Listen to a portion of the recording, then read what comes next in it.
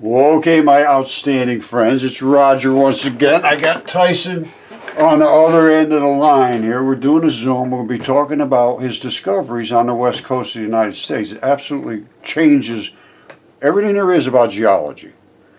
And we can present this evidence because it's there and it's in existence, material, and it's not been understood. Now, I'm going to let Tyson explain what he has found, but you see the picture. This is where he is out looking, and we're saying this is biological. Now, he'll explain to you why we feel that way, but the reason, we could show it's biological, is because of all that layering you see right there, the red, the black, and so forth, and here's what it is right here. That is what he's looking at up against an eroded wall, which has now become mud. It's been transitioned, and this is something they've just really recently discovered, this particular layer in the human body. Now, I mean, it's crazy, but here it is right here. Now, the top, from the top, very top edge coming down is going to be literally skin or the membrane that coats organs and so forth. Very, very cheap stuff. We don't care about that stuff. That's just like the vinyl siding on your house. But then you get into your house, you don't want them getting down through this layer here. This is the layer that protects you. And I think this is exactly the layer, this black looking layer is really very, very red. And I believe that's the immune region where is the fluid-filled highways.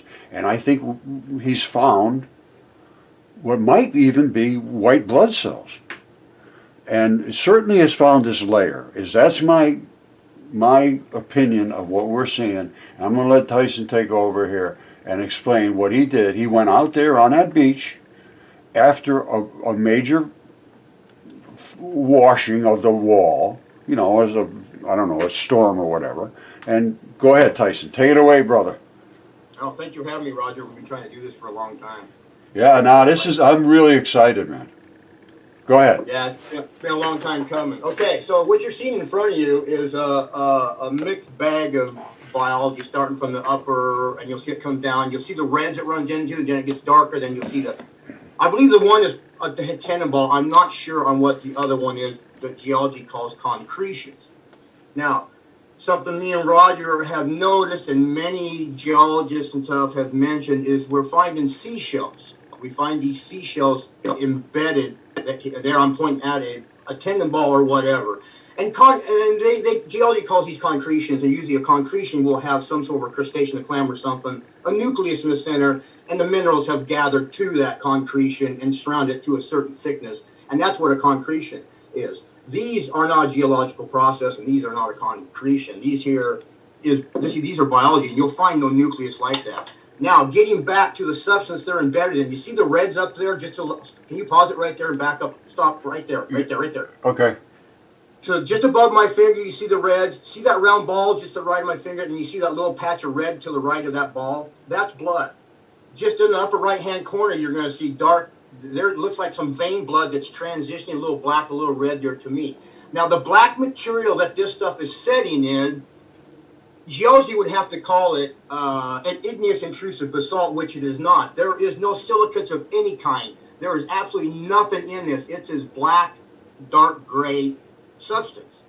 And so this would fall right in line with your mud fossilization process of how things actually turn to mud. This is turned to a mud. It's a really hard mud, but it's turned to a mud, like you say. Now, we're running into a lot of seashells. Depending on what layer of biology I'm in, like down south towards Charleston, where I'm an upper layer of biology, I find layers of seashells. See, stop right there. You're going to see to the right, those white. Right here, right. You see here? Yep. Some of those are clam shells, clams. Okay. I actually have talked to a geologist. He told me I was crazy because they find them all the time, lots of them. I've even found layers of them down south, a matting of clam shells, one layer of solid shells. Now, this is going to sound a little bizarre and out there to you, but I believe this is what they are. And I mentioned this a few years ago to a geologist down out of Australia. He told me I was crazy, but I believe now, and I think you do too, Roger, these seashells or these clams, these crustaceans, whatever, are actually a bacteria or an organism or a parasite that actually lived on these creatures.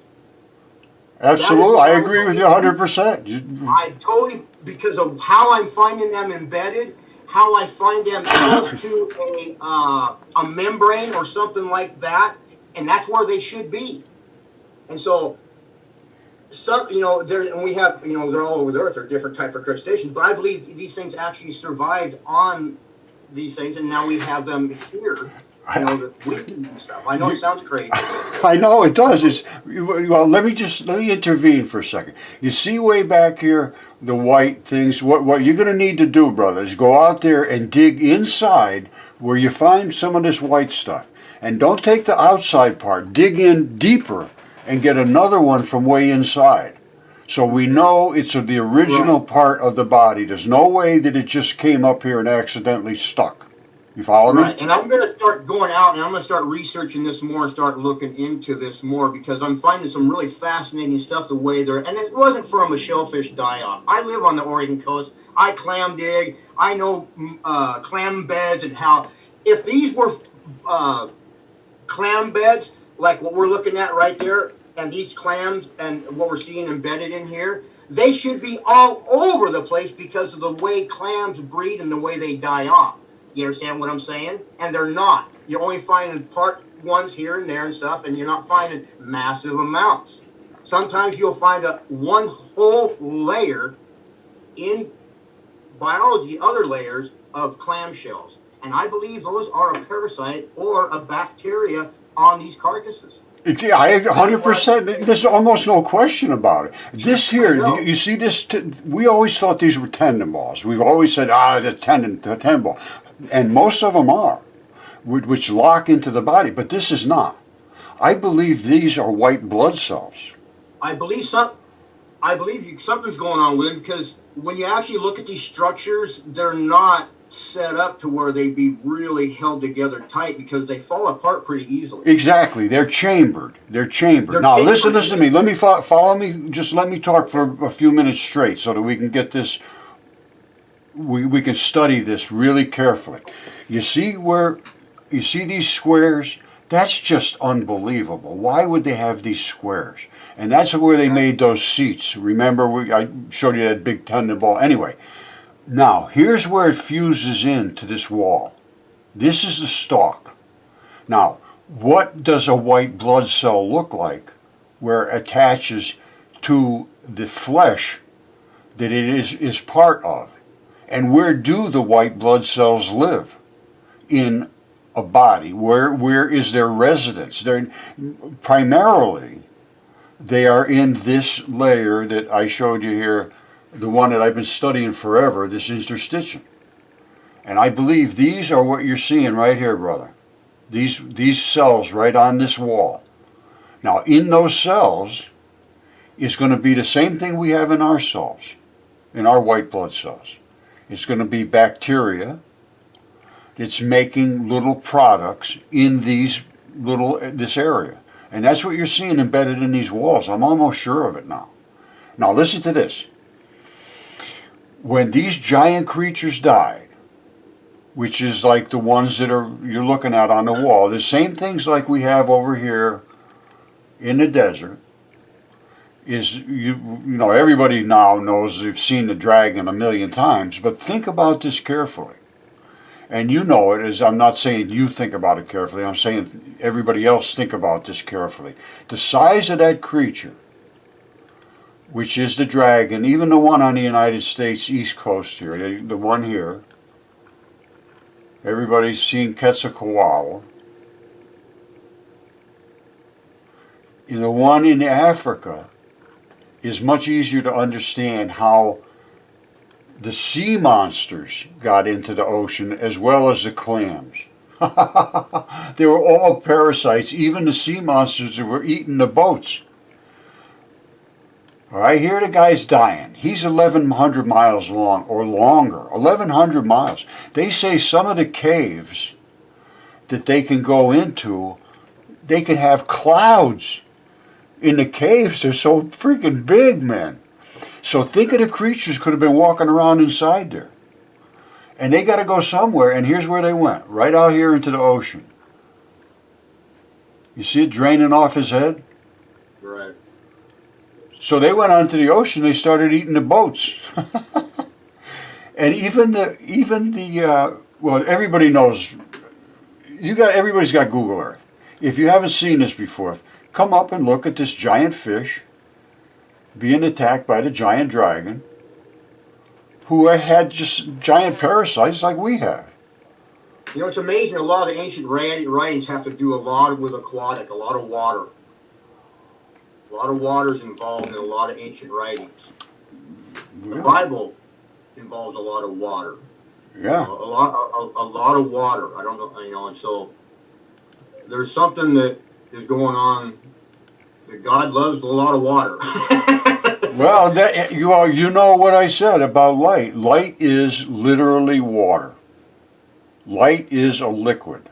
And water is made out of light, just as we are made out of light as well. You're made out of the exact same particles, that muon, electron, neutrino, right down the board.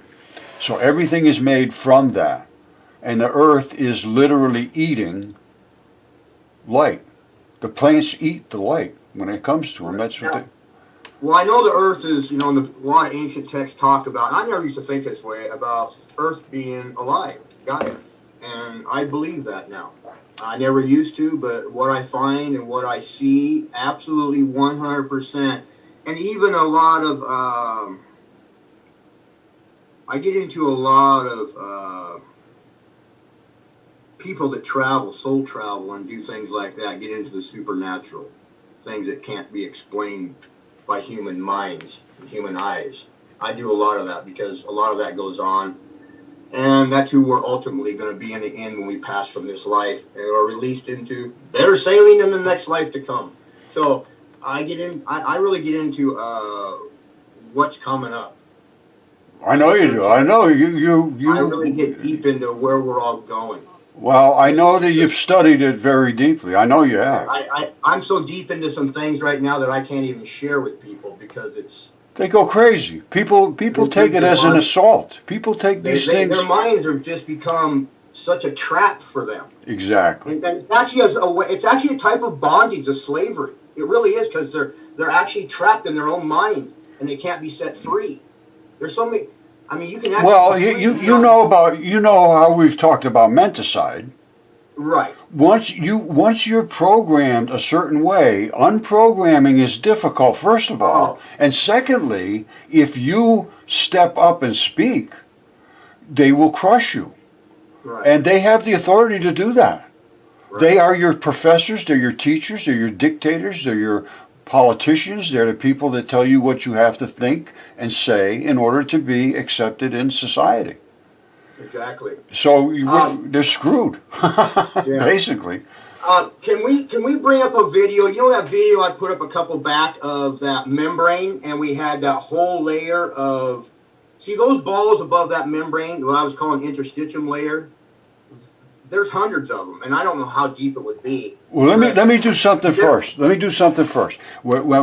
I was talking about all of the different bacteria being these clams and seashells and all that, those are little filters. They're filter feeders.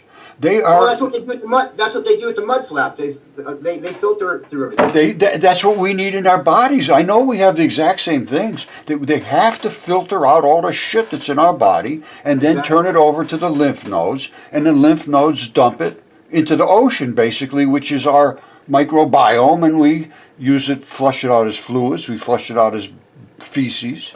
But anyway. That's exactly what they would be doing. They would be eating up all the bad stuff on the carcass. They were exactly what they do in our body. They're the caretakers. That's what bacteria is in us. It's not complicated. Boom, 24 hours a day. 24 hours a day, my mind blows.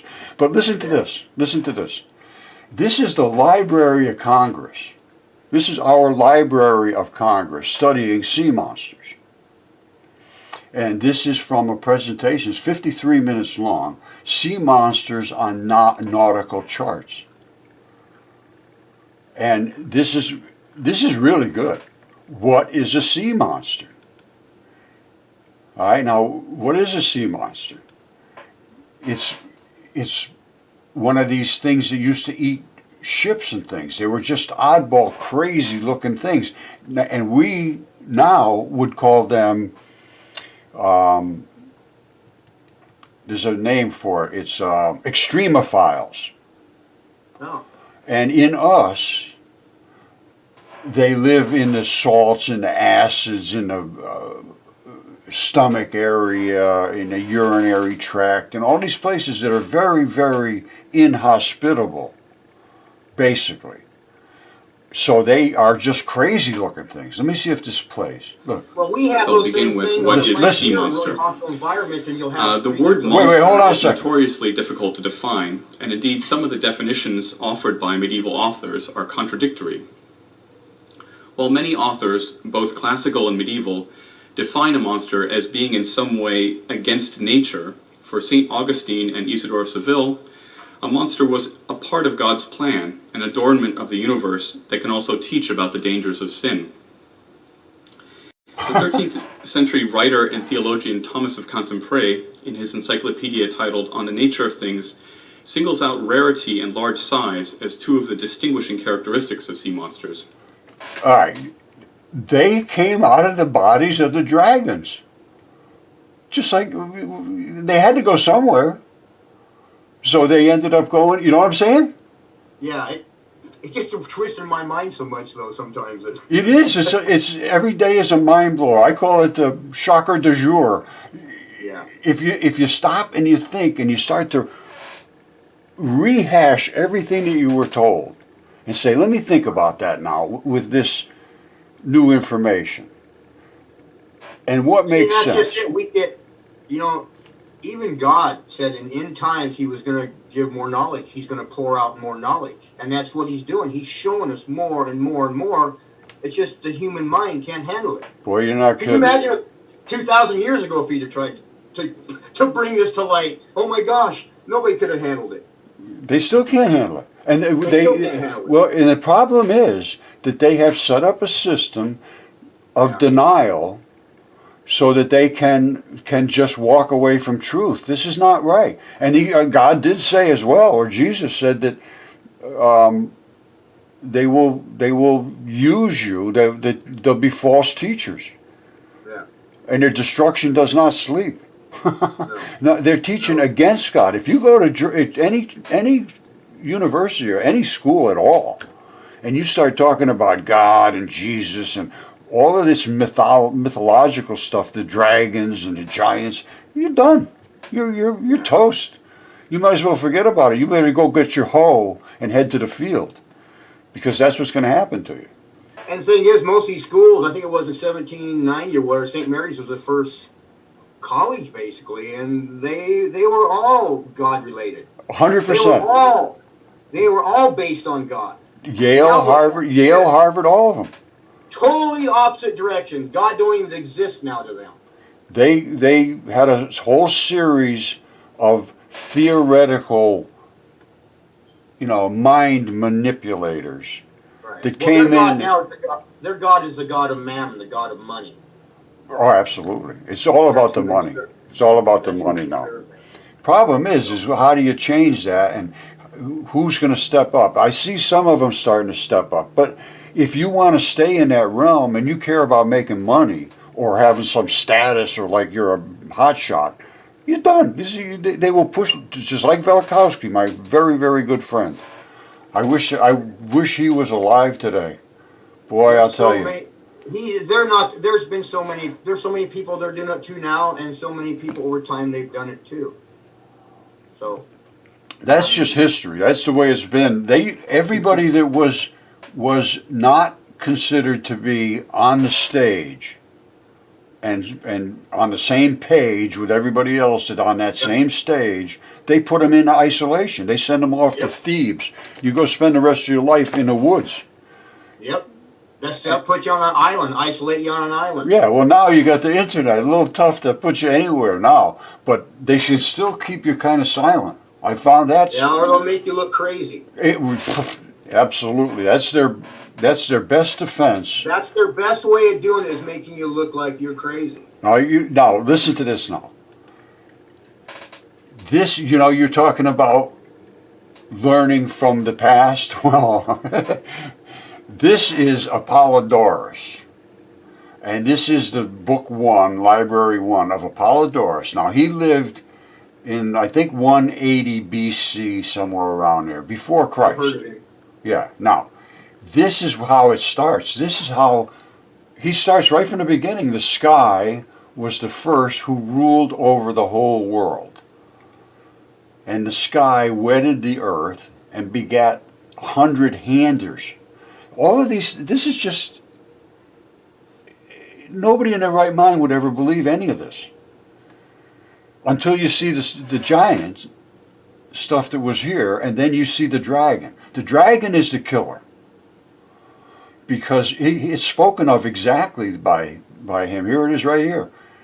The War of the Giants and Typhon. This is number 6. All right, and here's what happened in number 6. Whoops.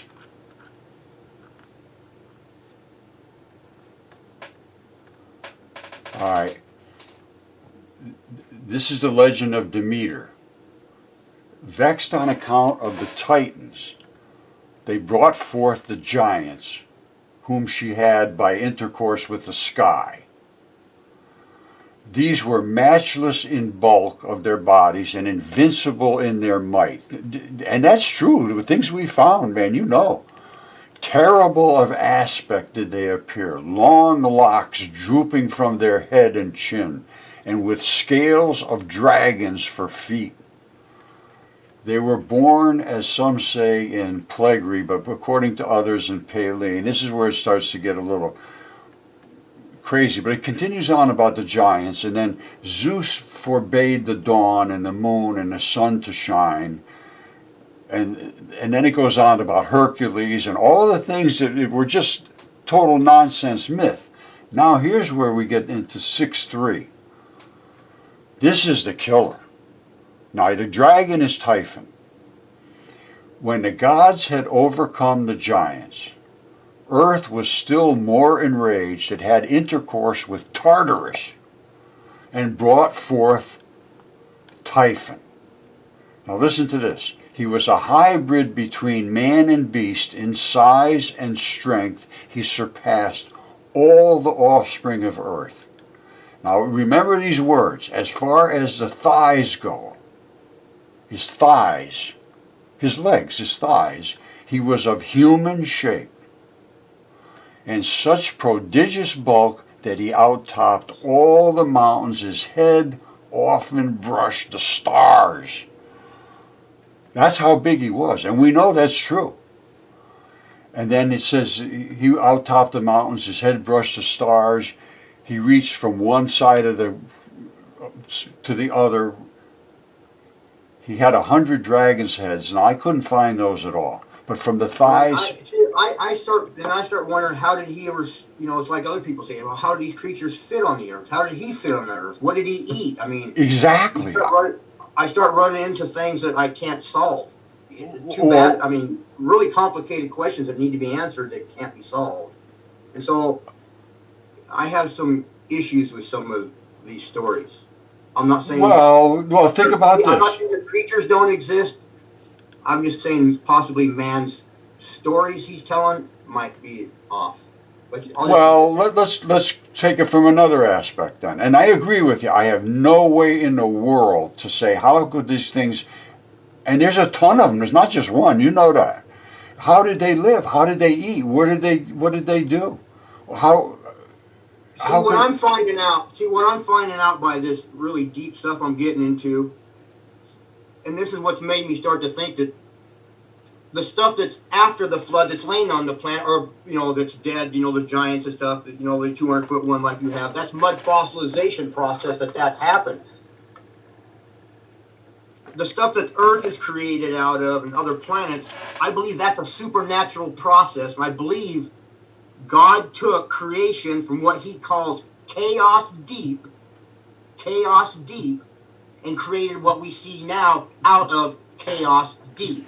I don't know what chaos deep was, but that's what he has created, what we see now in our gross material out of that we live on. He took another realm that was called chaos deep, did something with these creatures, and we're living on them. And that's what we see in our heavens and everything. Now, he also says that all this stuff is going to disappear. It's not going to be here forever because it's going to serve its purpose of what he wanted it for. Does it make sense? Yeah, and then it turns, and then the basic.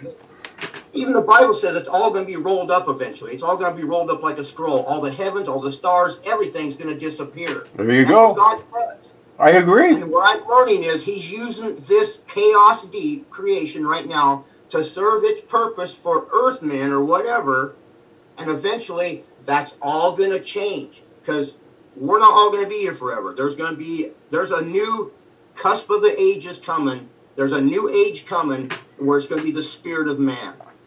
It's not going to be like this, okay? It's getting ready to change, and that's what we are on right now. We are on the cusp of a new age.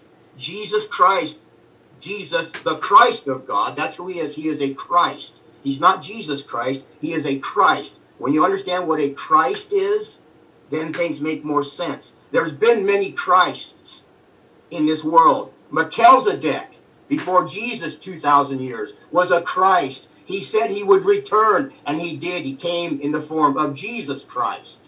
Make sense? Yeah. Christ are here to lead earthmen on the path of light to get through this life. And if we follow these paths of light, like Jesus, we get through this life and into our next life in a position that he wants us in. And it all has to do with love. In all of his realms, seen and unseen, and his laws of homogeneity, love is what it's about. Jesus, the Christ of God, is a manifestation of one of three characters of God.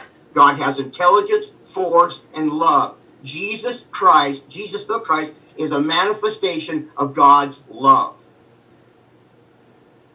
Makes sense to me. If everybody treated everybody else the way they wanted to be treated, that's as simple as that. It's the golden rule. Case is closed. Amen, brother. No fighting, no more quarreling, no bickering, because that negative energy brings negative energy onto us, and it will feed itself forever and ever and ever and consume itself. Evil will always consume evil. Righteousness will never produce evil, and evil will never produce righteousness. That's a good now one. We got to start preaching. That's well. I know. You can. What that says? All need Jesus, the Christ of God. Well, there's been many messengers, and I think we are messengers right now. Every human being. Everybody is a harbinger of something. And every human being is temporary and will pass away. Wait. Let me make some points here. When you talk about that, you sent me that thing about the spiring little glowing ball in space this morning. Over Hawaii. Yeah, I pretty much understand that. And what's going to happen with us is eventually we will, just like you said, Earth will pass away and we will become particles of light again. Because that's all there is particles of light. Well, wait a minute. I disagree with what we're going to become. Because right now we're all spirits, no matter. It has nothing to do with religion. I'm not talking about religion. I'm talking about. I'm talking about. Basically, you have a different way of seeing light than I do, and what we're going to become. Let me put it this way. They did talk about everything was created from the chaos. I heard you say that. Do you agree with that? And yes, and God uses ethers. Okay, ethers, not just one. He uses many types of ethers. He even demonstrated in the Bible when he was able to turn water to wine and walk on water, control the elements. We're capable of doing this, but we're just too stupid. Well, we are. We're so much into our lower carnal selves, we will never have that spiritual power. And that's what Jesus is saying. When we're on our lower carnal selves, evil, hatred, wickedness, anger, lust, greed, vanity, That's feeding your lower self, your lower carnal self, your lower soul. And that's not who we really are, okay? We're a higher than that. We're actually, Jesus was trying to show us what man is capable of and what we will become. Some people are going to take longer than others, but they're trying to go around the mountain. Well, I'm going to have to take off here pretty soon. all right, let me just make one statement, though. This is light. What you're looking at right there is light. Those are particles of light, and they have the yin and the yang, or whatever you want to call it, the positive, the negative.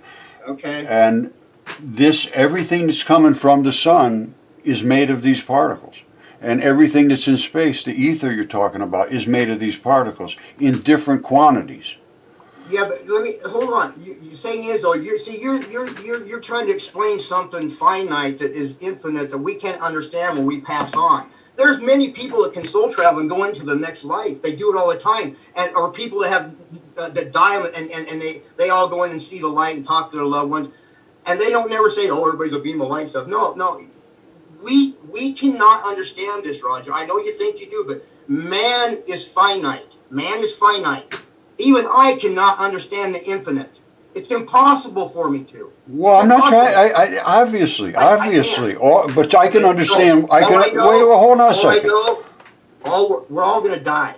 Obviously, but I can understand what I see in front of me right here. But that when we die, what's on the other side is not like what you're thinking. It's unseen worlds that you can't even imagine. It's supernatural that the mind can't comprehend. Okay. Okay. Let me stop you. Let me stop you and ask you a couple questions before you say anything. When we die, our particles obviously go somewhere. Do you agree with that? Just say yes or no. That's all. Just yes or no. No. Our particles. No. What happens to your physical? Our soul is not a particle. It's a spirit. I didn't say a soul. Let's start with the physical. I'm showing you particles here. I understand those particles. No particles go on after you die. They're in the ground. They're somewhere. They stay here and rot, but they don't go on to the next life. That's why you yourself said you seen your mother and father-in-law exactly. at the funeral. Yeah. Did they look like light to you? They were made out of. They were made out of light. Yes, absolutely, 100%. They were made out of light. You seen them in their bodies.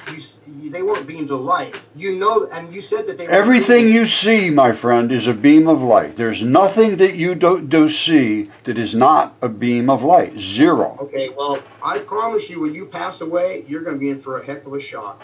Well, you don't know what I'm thinking. All I'm talking about is what you see is a reflection of these white or green or blue parts. And what you're seeing is what's in this gross material world that, remember, is going to pass away. I agree. All these millions of galaxies, gone. Yeah, I agree. That's called a supernova. That's a supernova. Okay. And when that happens, all those particles become the chaos again. God is doing it supernaturally that science cannot explain. I don't disagree with that. And electron flood theory cannot explain. Electron flood theory can explain the physical manifestation. Hold on, of right what now in this world. You're right. Absolutely 100% right. In this gross material world, yes, you can. Hallelujah. Hallelujah, brother. But there's a but. You're not going to be in this gross material world for much longer. No, you're probably right. I'm hoping. and when you leave, your electron flood theory, all your ideas are going to be right here where you left them. Yeah, but doesn't it say, didn't Jesus say, search until you find? And when you find, you will be disturbed. And when you're disturbed, you will marvel. Roger, the bottom line, all this, it's about love. I didn't say it wasn't. Why do you always twist around with that? I'm saying I understand the physical, and we will as well when we get deeper into these walls of mud, which are nothing more than bodies that Jesus said the earth is a corpse and a body. Yep. So far, we have not differed one iota of what we believe. Not a single iota. I deal with the physical realm, but I also am not just running away from the spiritual and soul realm. I've seen things, just like you said, nobody could explain. Nobody could ever. I had an uncle, it was my wife's uncle. He taught me how to cut timber fall, one of my mentors. When he died, he was a godless man. He came to me for about 6 weeks every night in my dreams. Every night he'd come and talk to me, and he couldn't pass over. See, this was before I knew a lot of things I knew now, and it freaked me out. I never shared it with anybody. I just recently shared it with some people. It was freaking me out. So I knew him very well. He actually worked for me. He'd come to me in my dreams, and he was telling me how he couldn't cross over. I've since learned why people can't cross over. And as weeks went by, his skin was starting to fall off. I'm not kidding you. And he was starting to look like crap. Eventually, no, I'm not kidding you, about 5 weeks down the road, he came to me and said, I'm getting ready to leave. I'm able to cross over now. Now, if people think this ain't real, you better wake up, man. You better wake up. Yeah, I agree with you. God is not real. Woo! Baby, you're in for a real shock. I was brainwashed. You're in for a real shock, and you have drank the Kool-Aid. Well, let me tell you something. I understand precisely what you say because I was a Kool-Aid sucker for my whole life. Well, nobody could show me anything, and you know this.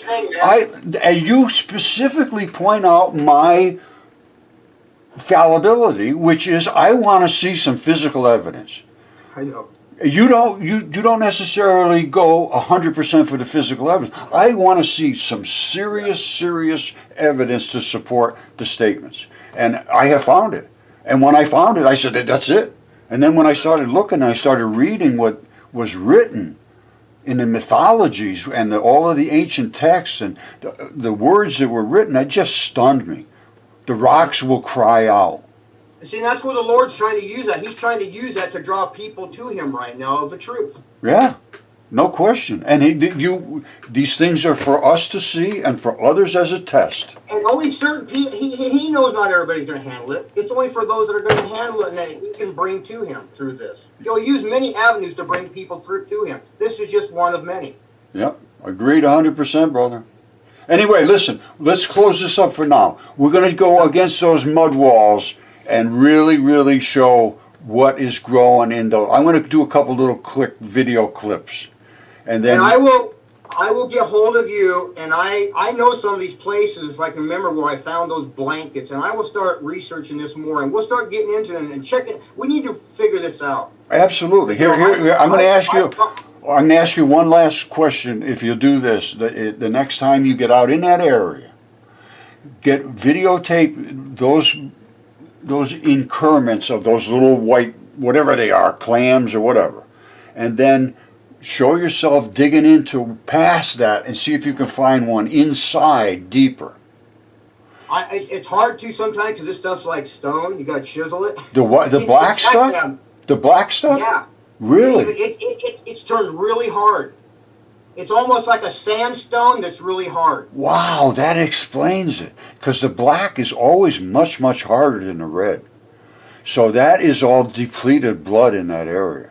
Very interesting. Yeah. Well, it's like that muscle I showed you just across the creek, and I was calling it membrane, and you said, no, that's blood in there. You're 100% correct. That's hemorrhage muscle. I should know this. I've got hundreds of hours in the hemorrhage muscle in my videos, and it slipped my mind because it's so big in front of me. Normally they're like waist high. Yeah, that's why I'm saying these creatures that were living in some of these other huge digestive systems.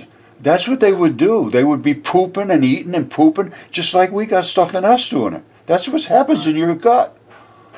That's what happens in your gut. They'd be dinosaurs and be freaking pterodactyls flying through there. Who knows what? Well, let's do this again. Now we know we got this Zoom working. We can. Yeah, this is good. This is good. Project. We've always had problems before hooking up on my end, but it was really easy this time. Yeah, perfect. All right, I'm going to let you go, brother. We'll talk later, man. Catch you later. Okay. Love y'all. Take care. I love you all, man. Take care. Bye.